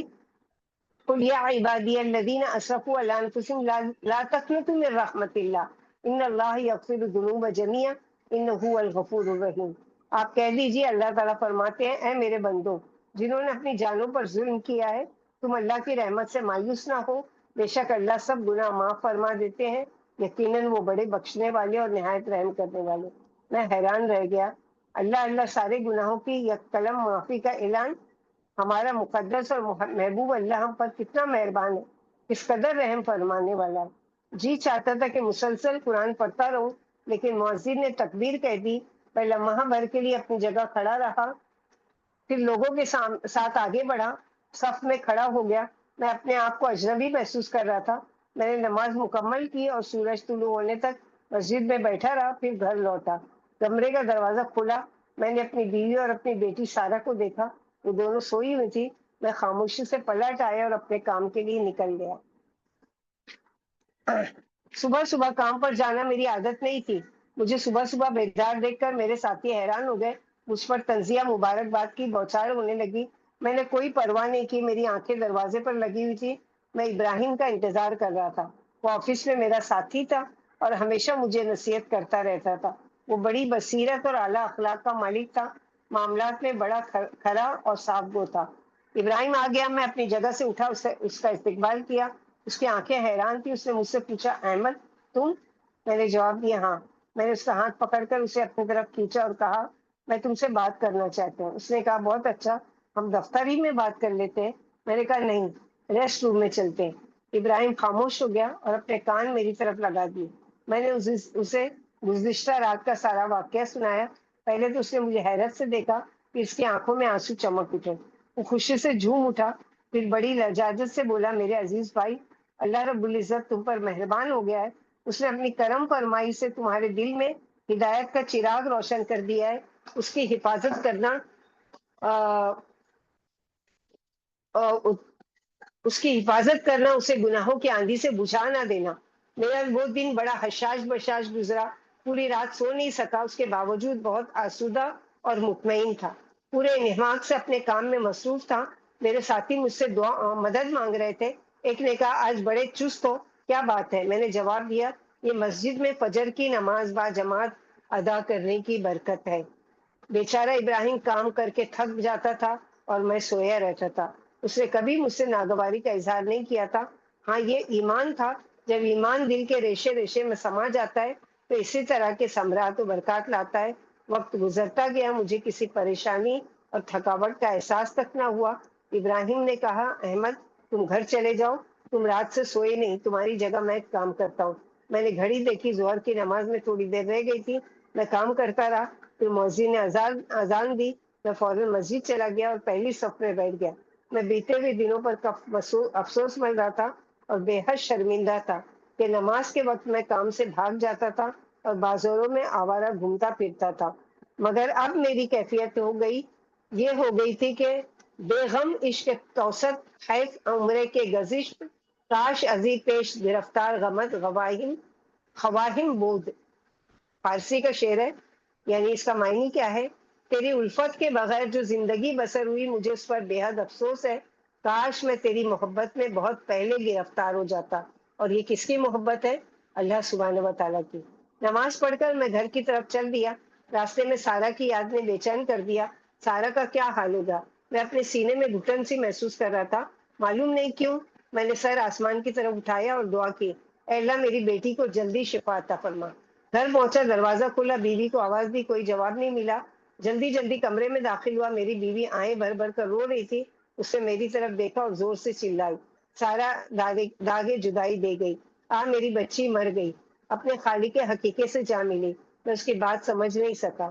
سارا کی طرف لپکا اور اسے اپنے سینے سے لگا لیا. میں نے اسے اٹھانے کی کوشش کی لیکن اس کا ہاتھ ایک طرف ڈھلک گیا. اس کا جسم ٹھنڈا پڑ چکا تھا. اس کی نبضیں ڈوب چکی تھی. میں نے اس کے چہرے کی طرف دیکھا. وہ بدستور درخشاں نظر آیا، جیسے وہ کوئی آسمانی مخلوق ہو، جیسے کوئی روشن ستارہ ہو. میں نے اسے جگانے کی کوشش کی، اسے پکارا. اب وہاں کچھ بھی نہیں تھا. میری صدائیں بے جواب لوٹ آئیں. اس کی ماں پھوٹ پھوٹ کر رونے لگی، سارا سارا وہ مر گئی ہے، فوت ہو چکی ہے۔ میں سسک پڑا، مجھے یقین نہیں آ رہا تھا کہ میری بچی کی آنکھوں میں موت کی نیند بھر گئی ہے۔ میں اسے خواب سمجھ رہا تھا، میری آنکھوں سے آنسوؤں کی برسات ہو رہی تھی، میرے حلق میں ہچکیاں بھر گئیں۔ میں نے اس کے چاند سے چہرے اور ریشمی بالوں کی طرف دیکھا، اسے بوسہ دیا۔ یوں محسوس ہوا جیسے وہ بار بار کہہ رہی ہو، ابا جان افسوس، آپ نے بہت دیر کر دی۔ بڑی مدت بعد ہوش میں آئے، اب آپ دن کی روشنی میں چراغ جلا رہے ہیں۔ میں بار بار پڑھ رہا تھا، لا حول ولا قوت الا باللہ، انا للہ و انا الیہ راجعون۔ میں نے ابراہیم کو فون کیا، جلدی پہنچو، سارا اللہ کو پیاری ہو گئی ہے۔ وہ میرے گھر کی دوسری خواتین نے میری بیوی کے ساتھ مل کر سارا کو غسل دیا۔ وہ غسل سے فارغ ہوئی تو انہوں نے اس کے پاکیزہ جسم کو سفید کفن میں لپیٹ دیا۔ پھر میری بیوی نے مجھے آواز دی، میں آگے بڑھا تاکہ سارا کو الوداع کہوں۔ قریب تھا کہ گر پڑتا، لیکن اپنے آپ کو سنبھالا، سارا کی پیشانی پر بوسہ دیا، اس سے وعدہ کیا کہ اب میں موت تک دین پر ثابت قدم رہوں گا۔ پھر اس کی ماں کی طرف دیکھا، اس کی آنکھوں سے اشک رواں کی نہر جاری تھی۔ میں نے اسے تسلی دی اور کہا صبر کرو، انشاءاللہ ہماری سارا جنت میں چلی گئی ہے، ہم اسے وہاں جا کر ملیں گے، حوصلہ کرو تاکہ ہمارے لیے سفارش کر سکے۔ پھر میں نے اللہ تعالیٰ کا یہ فرمان مبارک پڑھا، سورہ زمر آیت نمبر 53 اور سورہ طور آیت نمبر 21، والذین آمنوا واتبعتهم ذریتهم بایمان الحقنا بهم ذریتهم وما التناهم من علم من شیء کل امرئ بما کسب رہین۔ اور جو لوگ ایمان لائے اور ان کی اولاد نے بھی ایمان کے ساتھ ان کی پیروی کی تو ہم ان کی اولاد کو جنت میں ان سے ملا دیں گے اور ہم ان کے عمل میں سے کچھ بھی کم نہیں کریں گے۔ ہر شخص اس کے عوض جو اس نے کمایا گروی ہے۔ ہم نے اس کی نماز جنازہ پڑھی، پھر اسے قبرستان لے گئے۔ میں اس کی میت کی طرف دیکھتا تو یوں محسوس ہوتا جیسے اس سرچشمہ نور کی طرف دیکھ رہا ہوں جس نے میری زندگی میں قندیلیں روشن کر دی ہیں۔ پھر ہم قبرستان کی سرد اور سنسان فضا میں جا پہنچے۔ میں قبر کے کنارے کھڑا ہو گیا، ابراہیم نے میرے کندھے پر ہاتھ رکھا اور تسلی دی، احمد صبر کرو۔ میں قبر میں اترا، میرے دل و دماغ مجھے جھنجھوڑنے لگے۔ احمد، یہ تیرا گھر ہے، آج یا کل تیرا دیر یا سویر تو بھی یہاں کندھوں پر سوار ہو کر آنے والا ہے، تو نے اس کے لیے کیا تیاری کی ہے؟ ابراہیم نے مجھے آواز دی، بیٹی کو پکڑو۔ میں نے اسے سینے سے لگایا، اسے بوسہ دیا، پھر دائیں پہلو پر قبر میں لٹا دیا اور مقدس الفاظ پڑھے، بسم اللہ وعلی ملت رسول اللہ، ہم تجھے اللہ کے نام کے ساتھ رسول اللہ صلی اللہ علیہ وسلم کے طریقے پر دفن کر رہے ہیں۔ تو یہ تھی ہماری 5 اسٹوریز، اور بھی ہیں انشاءاللہ نیکسٹ ویک میں ہم اس کو کوشش کریں گے مکمل کرنے کی۔ اللہ تو سبحانہ و تعالیٰ سے دعا ہے کہ اللہ تعالیٰ ہم لوگوں کو اس سے عبرت حاصل کرنے کی توفیق عطا فرمائے۔ ہماری زندگی میں اگر گناہوں کے اندھیرے ہیں اور گمراہیوں کے اندھیرے ہیں، یا ہمارے رشتہ داروں میں، ہمارے گھروں میں، ہمارے ماحول میں، ہمارے مسلمانوں کے اندر اتنی غفلت اور اتنی لاپرواہی، دین سے اتنی دوری بسی ہوئی ہے کہ جس کی وجہ سے کہ بھٹکے ہوئے ہیں، آج جو اصل کرنے کا کام ہے اس کو چھوڑ کر خرافات میں، یہ امت خرافات میں کھو گئی۔ آج کی خرافات بھی یہی ہے نا، 11ویں شریف منائی جا رہی ہے آج کے دن 4 اکتوبر کو۔ اللہ تعالیٰ ہدایت دو کہ کہاں ہے اس کی اصل اور کہاں ہے اس کا صحیح سورس اور منبع اور یہ ساری چیزیں۔ کیا اللہ کے رسول صلی اللہ علیہ وسلم سے نے کبھی وہ کیا؟ کیا اللہ سبحانہ و تعالیٰ کے رسول کے صحابہ کرام نے کبھی اس طرح کی کوئی چیز کی؟ اب لوگ یہ کہیں گے نہیں، اس ٹائم تو عبد القادر جیلانی نہیں تھے، آج موجود ہے۔ تو عبد القادر جیلانی کا جو اصل پیغام ہے وہ تو پڑھو، کہ وہ سب تو توحید والے تھے، وہ تو ایک اللہ کی عبادت کرنے والے تھے اور اس کی اللہ کی طرف بلانے والے تھے۔ ان لوگوں نے کبھی بھی یہ نہیں دعوت دی ہے، کسی بھی پیر بزرگ یا جن کی بھی یہ منائی جاتی ہے ان کی تاریخ ہسٹری پڑھ کر دیکھ لو، کسی سے کہ اس سے بھی یہ نہیں ملے گا کہ ہمارے مرنے کے بعد، ہمارے فوت ہونے کے بعد ہمارے لیے فاتحہ کرانا، یا ہمارے لیے قرآن خوانی کرانا، یا ہمارے لیے کھانا پکا کر بانٹنا، یا ہمارے اس دن کو خاص طور پر منانا، یہ کہیں بھی ثبوت نہیں ہے۔ یہ ہماری گمراہی ہے، ہماری کوتاہی ہے، اور جو بھٹک گئے ان کی تو کوتاہی ہے ہی ہے۔ اپنے آپ کو ہم مجرم سمجھتے ہیں کہ ہم نے ان تک صحیح پیغام کیوں نہیں پہنچایا۔ کیوں نہیں ان لوگوں کو روکنے کی کوشش کی؟ کیوں ان تک کا صحیح دین پہنچانے کی کوشش نہیں کی کہ یہ توبہ کرتے، یہ رک جاتے، یہ اللہ سے معافی مانگتے، یہ پلٹ جاتے کہ اللہ سے توبہ کریں؟ آج بھی اللہ کرے کہ کسی تک ہم سب تک کا پیغام پہنچے کہ ہماری دلی تڑپ اور دلی کوشش ہے اور دلی خواہش بھی ہے اور دعا بھی ہے کہ اللہ تعالیٰ ہماری قوم کو بھٹکنے سے بچا لے۔ اللہ آج جو قوم سڑکوں پر نکل کر احتجاج کرتی ہے، اس پوری کی پوری قوم اور اس کے نوجوانوں کو مسجد کو بھرنے والا بنا دیجیے۔ اللہ تعالیٰ مسجد کا نمازی بنا دیجیے۔ اللہ تعالیٰ کو راضی کرنے والا بنا دیجیے کہ جس دن یہ قوم صحیح معنوں میں دین کی طرف آ جائے گی، اللہ کے رسول کی پیروی کرنے والی ہو جائے گی، اس دن اس کے لیے فائدہ یہ ہوگا کہ اللہ سبحانہ و تعالیٰ سے پھر رو کر گڑ گڑا کر دعائیں مانگیں گے اور اللہ تعالیٰ ان کی دعائیں قبول بھی کریں گے اور ضرور ان کی مدد کریں گے۔ شرط یہ کہ ہم بھٹکنے سے بچ جائیں، ہم بھٹکنے سے رک جائیں، ہم لوگوں کو جو بھٹک رہے ہیں ان تک یہ پیغام پہنچانے کی کوشش کریں۔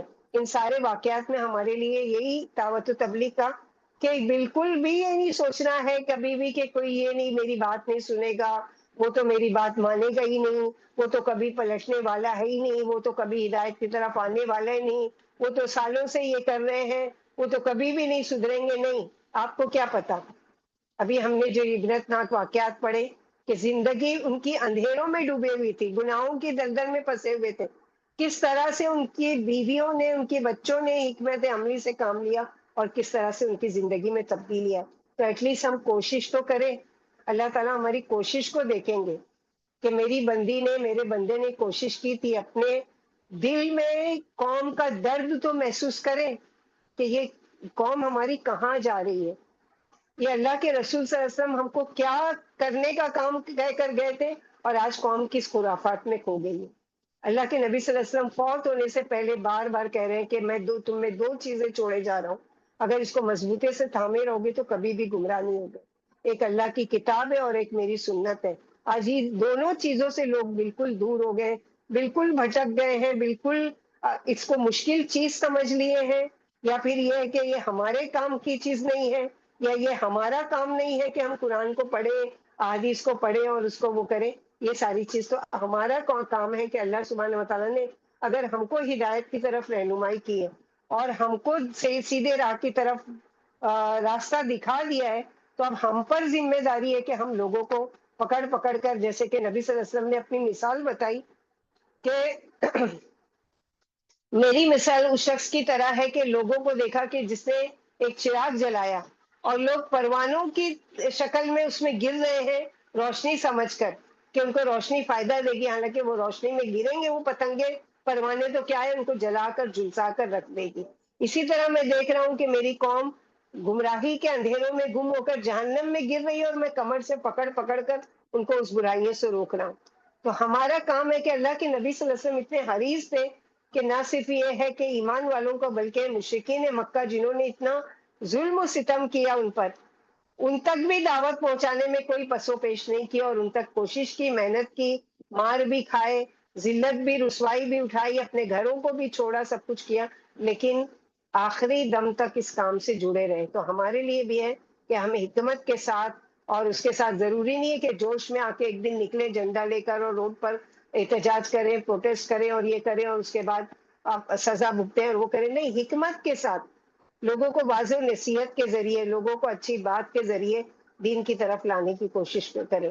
ربنا لا تزغ قلوبنا بعد إذ هديتنا وهب لنا من لدنك رحمة إنك أنت الوهاب یا مقلب القلوب ثبت قلوبنا على طاعتك یا مصرف القلوب صرف قلوبنا على دينك اللهم ثبتنا بالقول الثابت في الحياة الدنيا وفي الآخرة اللهم ثبتنا بكلمة لا إله إلا عند الموت اللهم ارزقنا الإخلاص وحسن الختام ربنا تقبل منا إنك أنت السميع العليم وتب علينا إنك أنت التواب الرحيم سبحان ربك رب العزة عما يصفون وسلام على المرسلين والحمد لله رب العالمين سبحانك اللهم وبحمدك أشهد أن لا إله إلا أنت أستغفرك وأتوب إليك السلام علیکم ورحمۃ اللہ وبرکاتہ۔